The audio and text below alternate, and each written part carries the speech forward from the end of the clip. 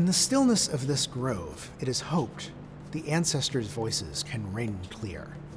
Shrines, groves, or other sacred locations in which communing with the spirits of ancestors is enhanced are part of the cultural and religious traditions that many of the artists in this section share.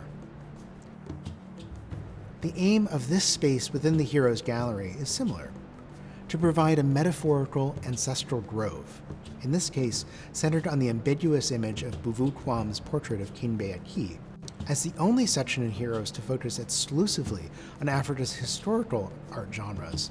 This sacred space offers a moment for concentrated reflection on the heroes and principles evoked by generations past. We begin with stories of cleansing, of being renewed anew in one's commitments. This type of mask is worn during the Odujuwa ceremony, which protects the Oba, or king, and commemorates the founding of the Benin Kingdom. This mask danced an origin story about the Benin Kingdom's founding, and about the centrality of the royal house to that history. Benin's history is relatively unique in Africa for the depth of detail preserved in its oral and art histories. One of the through lines of political history in the kingdom is the need for Obas to frame, reenact, and often performatively embody that history through art commissions and ritual performances, such as the Odujuwa ceremony. A mask such as this, then, worked on both levels, serving as it did to perform and thus renew the kingdom's royal history. A call to honor, to remember and celebrate the accomplishments of those past. The work that this Akan ceramic sculpture performs follows, paired with the story of one remarkable woman, Ya Asantewa, who gave her very name to an anti-colonial rebellion that she led against occupying British forces.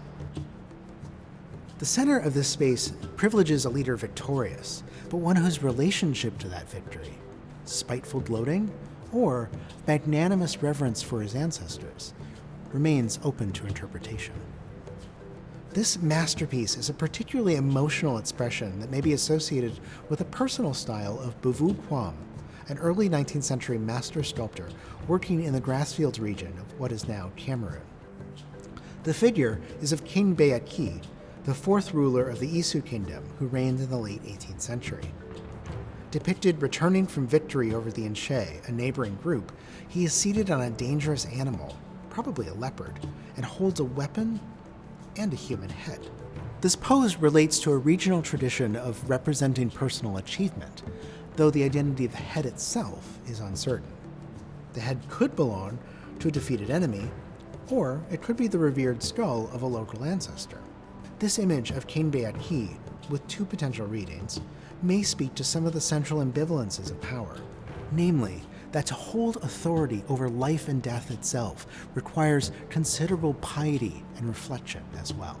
This was the tricky terrain that a later Grassfields Kingdom king, Ibrahim Njoya, navigated diplomatically and deftly.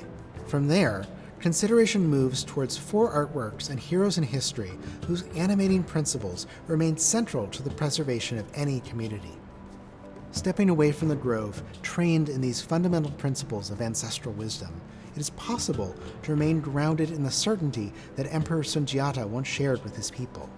We will live free because our ancestors lived free. A certainty to carry us through the sea of 20th and 21st century troubles addressed elsewhere in the exhibition.